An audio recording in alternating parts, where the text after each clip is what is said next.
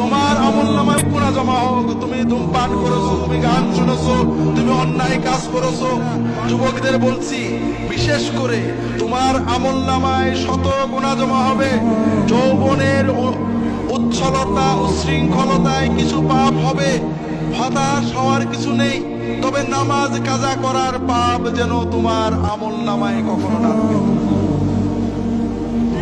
যত গুনাহ করবে আল্লাহর কাছে কাঁদবে, আল্লাহ আর করবো না, তৌফিক দাও। আবার হয়ে যাবে, ভুল হবে, নিয়ত করবে, চেষ্টা করবে, কিন্তু নামাজ কাজা করবে না।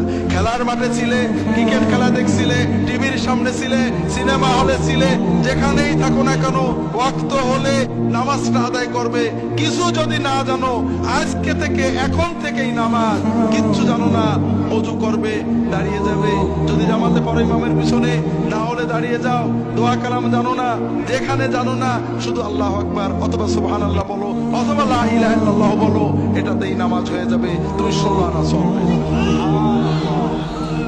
তবে পাশাপাশি নামাজটা শিখতে হবে। বিশেষ করে যুবকদের বলবো, নামাজটাকে প্রাণবন্ত করেছে গো মসজিদে যাওয়া। তুই যা করবি কর, কিন্তু মসজিদে আসিস না। এটার নাম ইসলাম নাকি ভাই? ও চুল রেখেছে, দুল পড়েছে, কোনোটা মাকরু, কোনোটা নাজেজ, কোনোটা গুনাহ হবে, কোনোটাই হবে না। কিন্তু সবচেয়ে বড় গুনাহ হলো নামাজ না পড়া, ঠিক না? কাজে ওকে যেভাবে আসে মসজিদে আসতে দেন, অন্তত নামাজটা পড়ুক। ওর জন্য দিনের সহজ বিষয়টা বোঝান।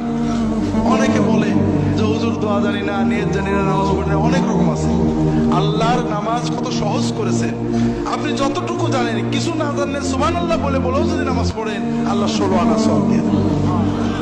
কাজেই নামাজটা পড়তে হবে, প্রাণবন্ত করে পড়তে হবে। নামাজ আমাদের আল্লাহর সাথে সবচেয়ে প্রিয় সম্পর্ক। আমরা নামাজে অনেক ভুল করি, মেয়েরাও করেন, পুরুষেরাও করেন। আমরা নামাজ যারা পড়ি তারা কি ভুল করি? নামাজ পড়ছি, কিন্তু রুকুতে যে কটাস করে উঠে পড়ি, পুরো না দাঁড়িয়ে আবার সেজদায় চলে যাই। সেজদায় যে তাড়াহুড়ো করি, দুই সেজদার মাঝখানে ভালো করে বসি না। এরকম মুসল্লি কি আপনাদের এলাকায় আছে?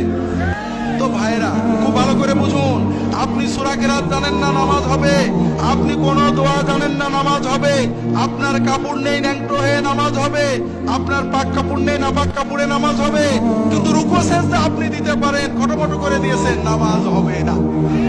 কারণ আপনি মালিকের সামনে গেছেন, প্রধানমন্ত্রীর সামনে গেলে, এমপির সামনে গেলে কত ভক্তির সাথে থাকেন, আর মালিকের সামনে মাথাটা নত করেছেন। আপনি একেবারে হঠাৎ করে উঠে পড়লেন, শান্ত হয়ে দাঁড়ালেন না। এইভাবে রুকু সেজদা করলে নামাজ হবে না। কাজেই অন্তরের মহব্বত দিয়ে নামাজ পড়েন। ছোট্ট একটা বলি, রাসূলুল্লাহ সাল্লাল্লাহু আলাইহি ওয়াসাল্লাম দুই সাজদার মাঝখানে কি বলতেন?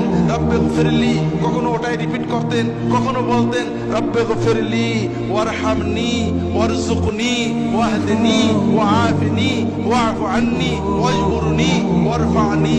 দোয়া করতেন। দোয়াগুলোর মানে কি?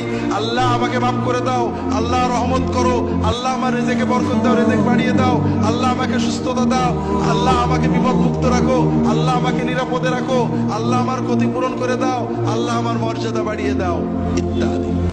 দোয়াগুলো কেমন লাগলো ভাই? কোন দোয়া বাদ থাকলো? বড় কষ্ট লাগে। বিপদে পড়লে কত দৌড়ান, কত জায়গায় দৌড়ান, ইনুস খতম করেন, কিন্তু দুই সাজদার মাঝখানে 5টা মিনিট বসে আল্লাহর কাছে সব চেয়ে নেবেন, এটা কপালে জোটে না। কাজেই ভাইরা, একটু নামাজটাকে প্রাণবন্ত করে পড়ি। যুবকদের বলবো, তোমাদের সামনের জীবনটা বড় কঠিন। কারণ আন্তর্জাতিক মিডিয়ার মাধ্যমে, আন্তর্জাতিক বাণিজ্যিক সাম্রাজ্যবাদ আমাদের যুবকদের যৌবনকে এক্সপ্লয়েট করে বন্ধু করো, গল্প করো, আড্ডা দাও, এটা করো, সেটা করো দিয়ে তাদের জীবনটাকে ধ্বংস করে দিচ্ছে। যৌবনের 35-40 বছর বুঝতে পারবে না যে কি হারিয়েছো। যখন 60, 70, 80, 90 যাবে তখন বুঝতে পারবে। কিন্তু ব্যাক গিয়ারের মতো কোনো সুযোগ জীবনে নেই। যদি জীবন এবং যৌবন দুটোকেই ভোগ করতে চাও, শুধু যৌবন নয়, তাহলে একটু সচেতন হও। অনেক কথা বলার ছিল, শুধু বলবো যে আর যাই হোক, নামাজ ছেড়ো না কখনো।